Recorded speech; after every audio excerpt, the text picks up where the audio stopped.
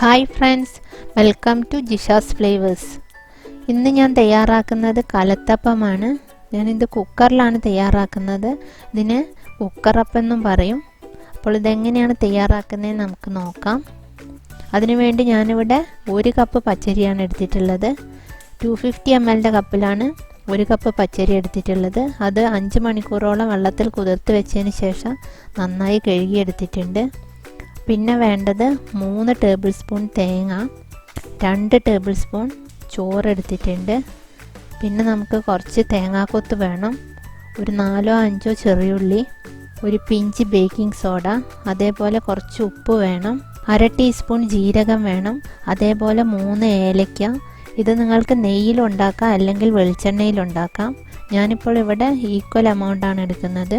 നെയ്യും വെളിച്ചെണ്ണയും ഈക്വൽ എമൗണ്ടായിട്ടാണ് ഞാൻ എടുത്തിട്ടുള്ളത്. പിന്നെ വേണ്ടത് 2 ശർക്കരയാണ്. ഞാൻ ഈ ഒരു വലിപ്പത്തിലുള്ള 2 ശർക്കരയാണ് എടുത്തിട്ടുള്ളത്. അപ്പോൾ അരി ഞാൻ നന്നായി കഴുകി വൃത്തിയാക്കിയതിന് ശേഷം മിക്സിയുടെ ജാറിലേക്ക് ഇട്ട് കൊടുത്തിട്ടുണ്ട്. ഇനി നമുക്കിതിലേക്ക് എടുത്തു വെച്ചിരിക്കുന്ന ജീരകവും ഏലക്കയും ചേർത്ത് കൊടുക്കാം. അതിനുശേഷം ഇതിലേക്ക് തേങ്ങ ചേർത്ത് കൊടുക്കാം. ഇവിടെ ഞാൻ 3 ടേബിൾ സ്പൂൺ തേങ്ങയാണ് എടുത്തിട്ടുള്ളത്. അതിനുശേഷം 2 ടേബിൾ സ്പൂൺ ചോറ് ചേർത്ത് കൊടുക്കാം. ചോറ് 2 ടേബിൾ സ്പൂൺ മതിയാകും. അധികം ചേർത്ത് കൊടുത്താൽ അപ്പം ഒട്ടിപ്പിടിക്കും. അതുകൊണ്ട് 2 ടേബിൾ സ്പൂൺ ചേർത്ത് കൊടുത്താൽ മതി. അതിനുശേഷം ഞാനിതിലേക്ക് 1/2 ഗ്ലാസ് വെള്ളം കൂടെ ചേർത്ത് നന്നായി അരച്ചെടുത്തിട്ടുണ്ട്. ഇനി നമുക്കിതൊരു പാത്രത്തിലേക്ക് മാറ്റാം. ഈ ഒരു കൺസിസ്റ്റൻസിയാണുള്ളത്. കുറച്ച് കട്ടി അധികമായതുകൊണ്ട് ഞാൻ 1/2 ഗ്ലാസ് വെള്ളം കൂടെ ഒഴിച്ചു കൊടുത്തിട്ടുണ്ട്. അങ്ങനെ മൊത്തം 1 ഗ്ലാസ് വെള്ളമാണ് ഒഴിച്ചു കൊടുത്തിട്ടുള്ളത്. ഇനി നമുക്ക് ഇതിലേക്ക് ചൂടുള്ള ശർക്കരപ്പാനി ഒഴിച്ചു കൊടുക്കണം. മാവ് അരച്ചുകൊണ്ടിരിക്കുമ്പോൾ തന്നെ നിങ്ങൾ ശർക്കരപ്പാനി ഉണ്ടാക്കി വെക്കണം. എന്നാൽ മാത്രമേ നമുക്ക് ഈ ഒരു സമയത്ത് ചൂടോടെ തന്നെ ഇത് ഒഴിച്ചു കൊടുക്കണം. ഇപ്പോൾ ഞാൻ ശർക്കര ഉരുകാൻ വെച്ചിട്ടുണ്ട്. ഇതിലേക്ക് ഞാൻ ഒരു 1/4 ഗ്ലാസ് വെള്ളം ഒഴിച്ചു കൊടുത്തിട്ടുണ്ട്. ഏകദേശം 5 മിനിറ്റായി. ഒരു ശർക്കര കംപ്ലീറ്റ് ആയിട്ട് ഉരുകിയിട്ടുണ്ട്.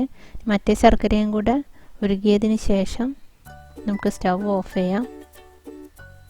ഇപ്പോൾ 2 ശർക്കരയും നന്നായി ഉരുകിയിട്ടുണ്ട്. നമ്മുടെ ശർക്കരപ്പാനി ഇവിടെ തയ്യാറായിട്ടുണ്ട്. ഇത് ചൂടോടെ തന്നെ നമുക്ക് അരച്ചു വെച്ച മാവിലേക്ക് ഒഴിച്ചു കൊടുക്കാം. ചൂടോടെ തന്നെ ശർക്കരപ്പാനി ഒഴിച്ചു കൊടുക്കുന്നത് നമ്മൾ അപ്പം ഉണ്ടാക്കി കഴിയുമ്പോൾ അത് കട്ട് ചെയ്യുമ്പോൾ അതിൽ ആര് പോലെ വരും. അതായത് കറക്റ്റ് ഇങ്ങനെ ലൈൻസ് ആയിട്ട് നമ്മൾ അപ്പം കട്ട് ചെയ്യുമ്പോൾ കാണാൻ പറ്റും. അത് കറക്റ്റായിട്ട് കിട്ടണമെങ്കിൽ നമ്മൾ ചൂടോടെ തന്നെ ശർക്കരപ്പാനി ഈ ഒരു മാവിലേക്ക് ഒഴിച്ചു കൊടുക്കണം. ചൂടുള്ള ശർക്കരപ്പാനി ഒഴിച്ച ഉടനെ തന്നെ നന്നായി മിക്സ് ചെയ്ത് കൊടുക്കണം. ഇല്ലെങ്കിൽ മാവ് കട്ട പിടിക്കും. അത് നിങ്ങൾ പ്രത്യേകം ശ്രദ്ധിക്കണം. ഒഴിച്ച ഉടനെ തന്നെ നന്നായി ഇളക്കി കൊടുക്കണം.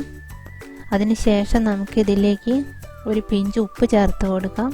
അതേപോലെ തന്നെ ഒരു പിഞ്ച് ബേക്കിംഗ് സോഡയും കൂടെ ചേർത്തതിന് ശേഷം നന്നായി മിക്സ് ചെയ്ത് കൊടുക്കാം. ഈ ഒരു സമയത്ത് നിങ്ങൾ കുക്കർ സ്റ്റൗവിൽ ചൂടാകാൻ വേണ്ടി വയ്ക്കണം. ഈ മാവ് അധികം തണുത്ത് പോകുന്നതിന് മുന്നേ തന്നെ നമുക്ക് കുക്കറിൽ ഒഴിച്ചു കൊടുക്കാനുള്ളതാണ്. അതുകൊണ്ട് ഈ സമയത്ത് തന്നെ മിക്സ് ചെയ്യുന്ന സമയത്ത് തന്നെ നിങ്ങൾ കുക്കർ ചൂടാവാൻ വയ്ക്കണം. ഇപ്പോൾ ഞാൻ കുക്കർ ചൂടാവാൻ വെച്ചിട്ടുണ്ട്. ഇതിലേക്ക് ഞാൻ കുറച്ച് വെളിച്ചെണ്ണ ഒഴിച്ചു കൊടുക്കുന്നുണ്ട്. അതേപോലെ തന്നെ കുറച്ച് നെയ്യും ഒഴിച്ചു കൊടുക്കുന്നുണ്ട്. ഇത് ചൂടായി വരുമ്പോൾ അതിലേക്ക് തേങ്ങാക്കൊത്ത് ചേർത്ത് കൊടുക്കാം. അതിനുശേഷം ഒന്ന് മിക്സ് ചെയ്ത് കൊടുക്കാം. തേങ്ങാക്കൊത്ത് ഒരു ലൈറ്റ് ബ്രൗൺ കളറായി വരുമ്പോൾ നമുക്ക് ഇതിലേക്ക് ചെറിയ ഉള്ളി അരിഞ്ഞതും കൂടെ ചേർത്തതിന് ശേഷം നന്നായി മിക്സ് ചെയ്ത് കൊടുക്കാം. ഇത് 2 മിനിറ്റ് നേരം മിക്സ് ചെയ്ത് കൊടുത്താൽ മതി. മീഡിയം ഫ്ലെയിമിലാണ് ഞാൻ സ്റ്റൗ കത്തിച്ചിട്ടുള്ളത്. അതിനുശേഷം നമുക്കിത് എടുത്തു മാറ്റാം. ഇനി കുറച്ച് തേങ്ങാക്കൊത്തും ഉള്ളിയും നമുക്ക് മാവിലേക്ക് ചേർത്ത് കൊടുക്കാം. ബാക്കിയുള്ളത് നമുക്ക് കുക്കറിൽ മാവ് ഒഴിച്ചതിന് ശേഷം അതിന് മുകളിലേക്ക് ഇട്ട് കൊടുത്താൽ മതി. ഇപ്പോൾ ഞാൻ സ്റ്റൗ വീണ്ടും കത്തിച്ചിട്ടുണ്ട്. നേരത്തെ ഉള്ളി എടുക്കുമ്പോൾ ഓഫാക്കിയിട്ടിരുന്നു. ഇപ്പോൾ കുക്കർ നന്നായി ചൂടായിട്ടുണ്ട്. മീഡിയം ഫ്ലെയിമിലാണുള്ളത്. ഇനി നമുക്ക് മാവ് ഇതിലേക്ക് ചൂടോടെ തന്നെ ഒഴിച്ചു കൊടുക്കാം. അതിനുശേഷം നമുക്ക് നേരത്തെ മാറ്റി വെച്ച തേങ്ങാക്കൊത്ത് ഇതിന് മുകളിലേക്ക് ഇട്ട് കൊടുത്ത ശേഷം കുക്കർ നന്നായി അടയ്ക്കാം. 1 മിനിറ്റ് മീഡിയം ഫ്ലെയിമിൽ തന്നെ സ്റ്റൗ കത്തിക്കണം. അതിനുശേഷം ഏറ്റവും സിമ്മിൽ വെച്ചതിന് ശേഷം ഇവിടെ ഞാനൊരു 15 മിനിറ്റാണ് എനിക്ക് എടുത്തിട്ടുള്ളത്. അത് നിങ്ങളുടെ കുക്കറിൻ്റെ വലിപ്പത്തിനനുസരിച്ചോ എടുക്കുന്ന മാവിനനുസരിച്ചോ അതിൽ വ്യത്യാസം വരും. അപ്പം നിങ്ങളിത് നോക്കിയിട്ട് ചെയ്യണം. 10 മുതൽ 15 വരെ മിനിറ്റ് സമയം എടുക്കും. അപ്പോൾ നിങ്ങളത് നോക്കിയിട്ട് ചെയ്താൽ മതി. നമ്മൾ കുക്കറിൻ്റെ വെയിറ്റ് ഇട്ട് കൊടുക്കുന്നില്ല, അതുകൊണ്ട് തന്നെ ഒരു 5 മിനിറ്റ് കഴിയുമ്പോൾ ആ വെയിറ്റിൻ്റെ നോസിലിൽ കൂടെ നന്നായിട്ട് പ്രഷർ വരും. ചെറിയ ചെറിയ ബബിൾസ് വരുന്നത് നിങ്ങൾക്കിപ്പോൾ കാണാൻ കഴിയും. മാവ് നന്നായി കുക്കായി വരുമ്പോഴാണ് ഈ ബബിൾസ് കാണാൻ കഴിയുന്നത്. അത് കഴിഞ്ഞ് കുറച്ച് നേരം കൂടെ കഴിയുമ്പോൾ നിങ്ങൾക്ക് സ്റ്റൗ ഓഫ് ചെയ്യാം. എനിക്കിവിടെ 15 മിനിറ്റാണ് എടുത്തിട്ടുള്ളത്. നിങ്ങളത് നോക്കിയിട്ട് ചെയ്യാം. വെന്തിട്ടില്ലെങ്കിൽ കുറച്ച് നേരം കൂടെ ലോ ഫ്ലെയിമിലിട്ട് വേവിച്ചെടുത്താൽ മതി. നന്നായി തണിഞ്ഞതിന് ശേഷം അപ്പം പുറത്തെടുത്താൽ മതി. ഇപ്പം ഏകദേശം 20 മിനിറ്റ് ആയിട്ടുണ്ട്. നമുക്ക് മെല്ലെ അപ്പം പുറത്തേക്ക് എടുക്കാം.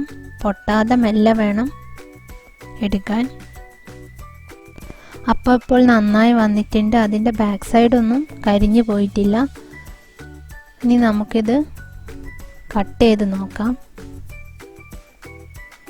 ഇതേപോലെ ഇങ്ങനെ ലൈൻസ് ആയിട്ട് നമുക്ക് കട്ട് ചെയ്യുമ്പോൾ കിട്ടണം. 2 സൈഡ് ഇതേപോലെ ആര് വന്നിട്ടുണ്ട്. അതേപോലെ നമുക്കിതൊന്ന് മുറിച്ച് നോക്കാം. ഉള്ളിലൊക്കെ ഇതേപോലെ അറകൾ നിങ്ങൾക്ക് കാണാൻ പറ്റും. അപ്പോൾ അപ്പം നന്നായിട്ട് തന്നെ വന്നിട്ടുണ്ട്. അപ്പോൾ ഇതെല്ലാവരും ഒന്ന് ട്രൈ ചെയ്ത് നോക്കണം. 2 കാര്യങ്ങൾ നിങ്ങൾ ശ്രദ്ധിച്ചാൽ മതി. ചൂടോടെ തന്നെ ശർക്കരപ്പാനി മാവിലേക്ക് ഒഴിച്ചു കൊടുക്കണം. ഒഴിച്ചു കൊടുത്ത ഉടനെ തന്നെ മാവ് നന്നായിട്ട് ഇളക്കണം, ഇല്ലെങ്കിൽ അത് കട്ട പിടിച്ചു പോവും. അതുപോലെ തന്നെ മാവ് ഒഴിച്ചു കൊടുക്കുന്ന സമയത്ത് കുക്കറിന് നല്ല ചൂടുണ്ടായിരിക്കണം. ഞാനിവിടെ മീഡിയം ഫ്ലെയിമിലാണ് വെച്ചിട്ടുള്ളത്. ഇവിടെ ഹൈ ഫ്ലെയിമിൽ ഭയങ്കര ചൂടാണ്. ഒരു പ്രാവശ്യം അങ്ങനെ കരിഞ്ഞു പോയതാണ്. അതുകൊണ്ടാണ് ഞാൻ മീഡിയം ഫ്ലെയിമിൽ വെച്ചിട്ടുള്ളത്. അപ്പോൾ നിങ്ങൾ ഗ്യാസ് കത്തുന്ന രീതിക്കനുസരിച്ച് മീഡിയം ആണോ ഹൈ ഫ്ലെയിമിലാണോ വെക്കേണ്ടതെന്ന് നോക്കിയിട്ട് ചെയ്തെടുക്കുക. ആദ്യത്തെ 1 മിനിറ്റ് നേരം മീഡിയം ഫ്ലെയിമിൽ വെക്കണം. അതിനുശേഷം ലോ ഫ്ലെയിമിലിട്ട് ഒരു 15 മിനിറ്റാണ് ഞാൻ എടുത്തിട്ടുള്ളത്. വീഡിയോ നിങ്ങൾക്ക് ഇഷ്ടപ്പെട്ടാൽ ലൈക്ക് ചെയ്യാനും ഷെയർ ചെയ്യാനും മറക്കരുത്. ഇനി മറ്റൊരു റെസിപ്പിയുമായി അടുത്ത വീഡിയോയിൽ കാണാം. Thank you.